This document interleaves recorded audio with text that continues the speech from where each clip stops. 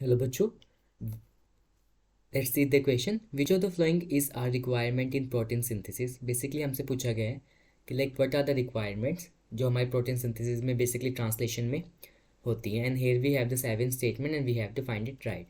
So what could be the key concept here? So the key concept here will be translation.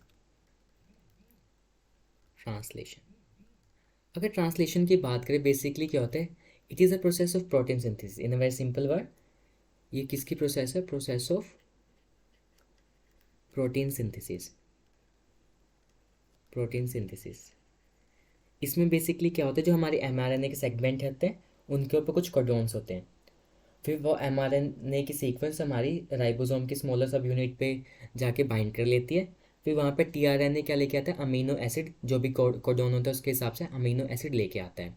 Okay, अब requirements की बात करें। So what are the requirements? क्या क्या requirements होती हैं जब प्रोटीन सिंथेसिस? तो सबसे पहले हमें चाहिए mRNA। mRNA से क्या होगा? हमारा बेसिकली कोडोन मिलेंगे, वहाँ से रीड करेंगे, tRNA लेके आएगा अमीनो एसिड को। अब हमें क्या चाहिए? अमीनो एसिड पूल चाहिए। What does it mean? Basically जो 20 टाइप्स ऑफ अमीनो एसिड है, जो भी कोडोन होगा उसके हिसाब से अमीनो एसिड लेके आएगा जो tRNA, वो सारे अमीनो एसिड होने चाहिए। और हमारा क्या होना चाहिए? राइबोजाइम होना चाहिए। Ribozyme, ribosome basically. राइबोसोम से बेसिकली आरएनए और प्रोटीन के बोलते हैं। साथ में एटीपी और जीटीपी, ये एनर्जी प्रोवाइड करेंगे, एटीपी और जीटीपी।